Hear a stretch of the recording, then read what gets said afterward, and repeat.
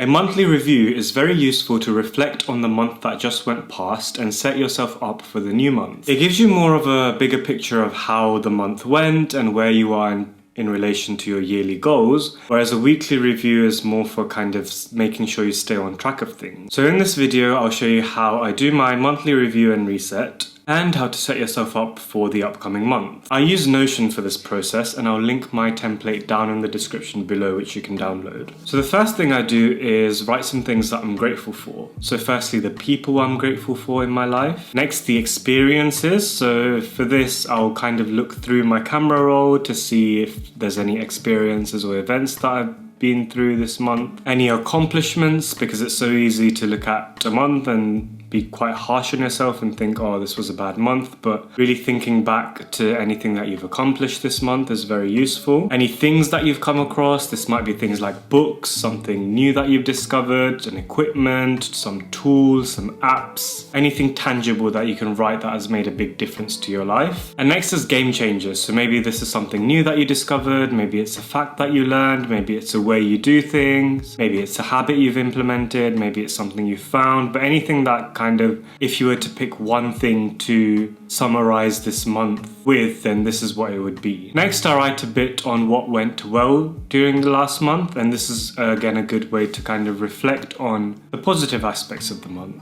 and the things that you achieved and accomplished. And then next is what can I do better this month? So what can you focus on going forward in the next month? Next, I'll take some time to review my goals for the year. So currently my goals revolve around physical health, business and mental health. So I'll just write a bit about each of these. And the next section is reviewing physical health in a bit more detail. So firstly, I'll have a look at my weight and whether I'm making progress in relation to my goals. So if I'm bulking, am I gaining weight?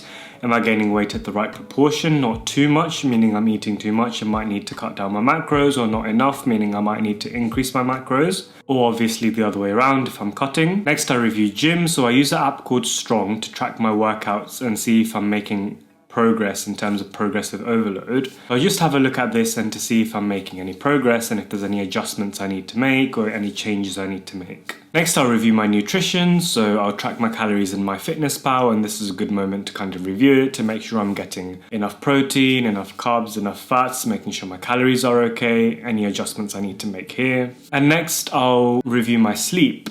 So I use the Withing sleep tracker to actually track my sleep. This is essentially a device that you put under your bed, so you don't need to, wear any devices or remember to charge things, because you just plug it into the wall, slide it under your bed and just forget about it. And you download the Withings app, and when you sleep, it will kind of track your sleep, it will track your snoring, it will track your heart rate, and then it will give you a score based on all the calculations it does as to how good your sleep quality was. So you can review this and think about any changes that you need to make if you're not sleeping very well, or if you did sleep well, then just to kind of appreciate that and continue what you've been doing so far to get good sleep. Next, I'll review my mental health. So the first thing is meditation. Am I meditating regularly? I use the app called Headspace to meditate in the mornings. So I just have a look to see how many sessions I've done.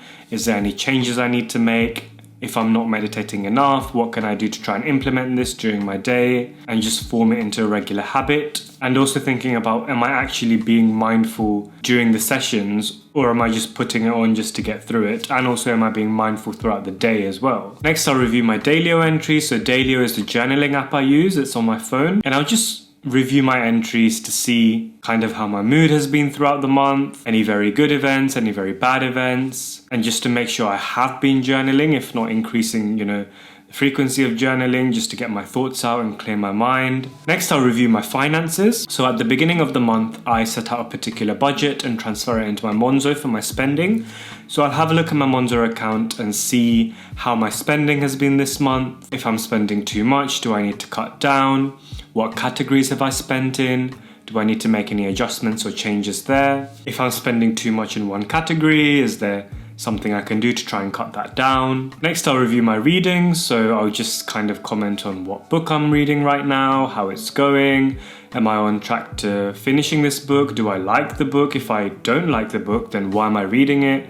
if I'm not gaining anything useful, whether it's, information that's valuable if it's a non-fiction book, or if it's pleasurable if it's a fiction book, if I'm not gaining any of those things and I'm not enjoying reading it, then is it time to drop that book and switch to a new book? I always think that's so much better than trying to plow through a book just because you've started it and try and get through it just because of the sunk cost fallacy. There are so many books in the world, and if you don't like one, just pick a different one. So now's the time to review that. Next, I'll review my wish list and car maintenance. So I just have a page on Notion, which is a simple database with a wish list.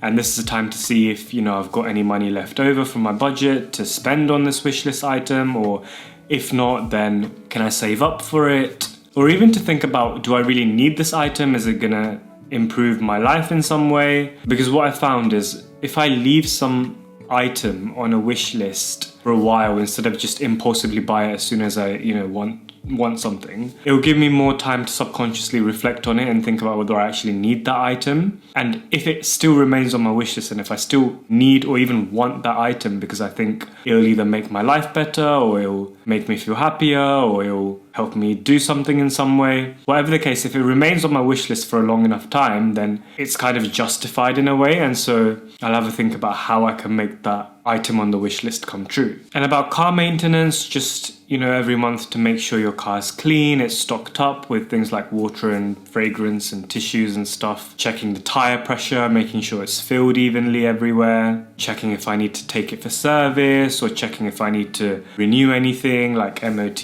VAT, not VAT, what's it called? Car tax, all of that stuff, road tax. Obviously those things happen once a year, but cleaning and making sure your car is running well, I think is very important to do at least on a monthly basis. Next, I have a section on my monthly check. So this is basically a list of 22 things where I give myself a rating from 1 to 10, 1 being the worst, 10 being the best. And essentially it just gives me an opportunity to reflect on the different areas of my life, and I can use previous ones to see if things are improving or things are getting worse, and as a result, whether there are any actions I need to take to try and improve the particular area of my life. Finally, I've got a section in the end which is just summarizing everything I've gone through in this monthly review and making a plan for the upcoming month. And I like to make this plan quite actionable and schedule when I'm going to do things, and just work on a few things here and there just to make sure that you're on top of things and you've got a game plan coming for the month forward. So that's my entire process for doing my monthly review. I hope that was useful. If you found it useful, you can get the template in the description below. If you're new, thanks for watching. Consider subscribing and sign up to my newsletter in the description as well. And I'll catch you again in my next video.